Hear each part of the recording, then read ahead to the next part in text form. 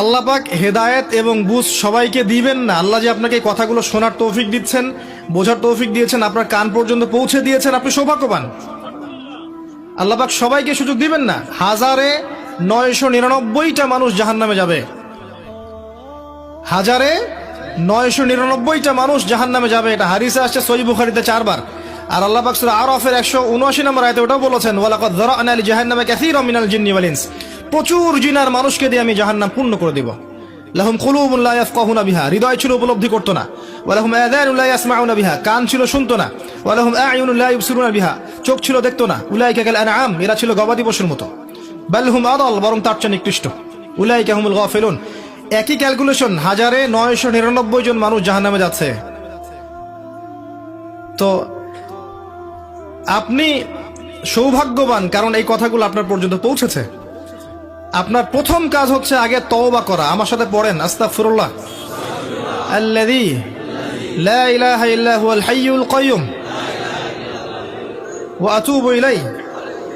আস্তাগফিরুল্লাহ আল্লাযী লা ইলাহা ইল্লা হুয়াল হাইয়ুল কাইয়্যুম ওয়া আতুবু ইলাইহি।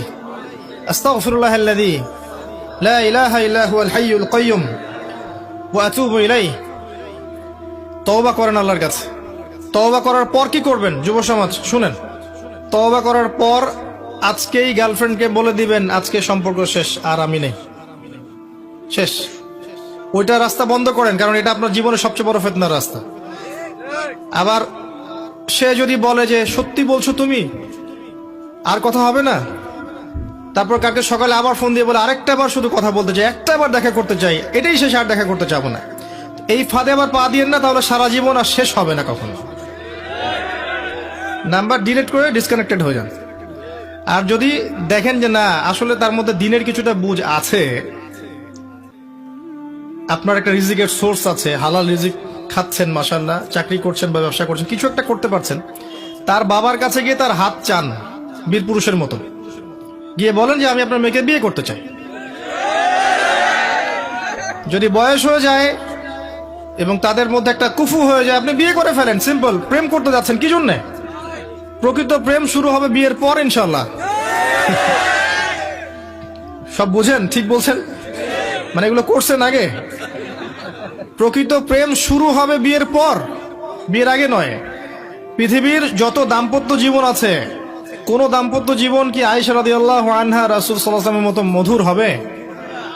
এই প্রেমগুলো পবিত্র না? আমাদের নবী তার স্ত্রীর সাথে রাতের বেলা দৌড় প্রতিযোগিতা করেছেন, চিন্তা করতে পারেন। তার সাথে চাঁদ দেখেছেন।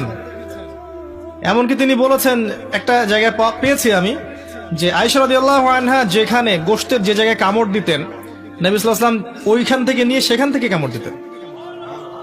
তো এত রোমান্টিক হবে? আমাদের কারো কিন্তু ম্যারিড লাইফগুলো এমন হবে না। তাই পবিত্র সম্পর্কের মধ্যেই আপনি প্রশান্তি পাবেন, অপবিত্রতার মধ্যে কোনো প্রশান্তি নাই। বিয়ে করেন, সামর্থ্য থাকলে বিয়ে করে ফেলেন। আর যদি দেখেন যে রাজি হচ্ছে না বা তার মধ্যে দিনদারিতা নাই, আপনার ইনকামের সোর্স নাই, আপনি সবর করেন, ওটা ছেড়ে দেন। আল্লাহ পাক আপনাকে ইনশাল্লাহ নেককার স্ত্রী দান করবেন ইনশাল্লাহ। স্ত্রীর অভাব আছে, মেয়ের অভাব। শেষে দেখবেন এই পৃথিবীতে এমন একটা অবস্থা আসবে যে একজন পুরুষের কাঁধে 40টা নারীর দায়িত্ব চলে আসবে। খুশি হয় না? এটা 40টা স্ত্রী বোঝানো হয় নাই। আর এটা শুনতে খুব ভালো লাগে যে 4টা বিয়ে, 2টা বিয়ে, 3টা বিয়ে, না জানি ভাইরা কতই সুখে আছে। আসলে ব্যাপারটা এমন নয়। একটা ডিল করাই অনেক কষ্ট, 2টা 3টা 4টা তো আরো বেশি কষ্টের। আর এই দিল্লি কা লাড্ডু যারা খেয়েছে তারাই জানে যে স্বাদ কেমন। তো যদি সম্ভব হয় বিয়ে করে ফেলেন, সম্ভব হচ্ছে না ছেড়ে দেন। আপনাকে আল্লাহ পাক ইনশাআল্লাহ দেখবেন নেককার স্ত্রী দিবেন। আল্লাহর কাছে চাবেন, কিভাবে চাবেন? সেজদায় দোয়া করবেন, হাত তুলে দোয়া করবেন, তাহাজ্জুদে দোয়া করবেন, বলবেন রব্বানা, বলেন হাব লানা মিন আজওয়াজিনা ওয়া যুররিয়াতিনা কুররাতা আ'য়ুন ওয়াজআলনা লিল মুত্তাকিনা ইমামা। এই দোয়া করবেন, আল্লাহ দিবেন ইনশাআল্লাহ। ইস্তেখারা করবেন, ভালো মন্দ যাচাই করবেন। আবার ইস্তেখারা করে মনে করেন একদিকে মন ঘুরে গেল, দেখলেন যে বোরখা পরা মেয়ে, মাশাআল্লাহ, মেয়ে দেখতে গেছেন। এখন বোরখা দেখেই সেখানে ফিদা হয়ে যাওয়ার দরকার নাই, কারণ সব বোরখার পিছনেই দিনদারিতা থাকে না। ঠিক আছে, দিনদারিতা কলবের বিষয়, হৃদয়ের বিষয়। যখন আপনি আল্লাহর কাছে চাইবেন, আল্লাহ পাক আপনাকে দিবেন ইনশাআল্লাহ। আল্লাহর উপর ছেড়ে দেন প্রিয় ভাই, আল্লাহর উপর টোটালি ছেড়ে দেন, ডিসকানেক্টেড হয়ে যান হারাম থেকে, হালালে আসেন, নামাজ ধরেন, কোরআন পড়েন, সুন্নর উপর থাকেন, দাড়ি ছেড়ে দেন, টাকনুর উপর কাপড় ওঠান, দিনের জন্য আপনি সময় দেন, শ্রম দেন, আল্লাহর পথে সময় লাগান। আপনাকে একটা কেন, আল্লাহ রাব্বুল আলামিন আপনার জন্য জান্নাতে কত হুরের ব্যবস্থা করে রাখছেন আল্লাহ ভালো জানেন।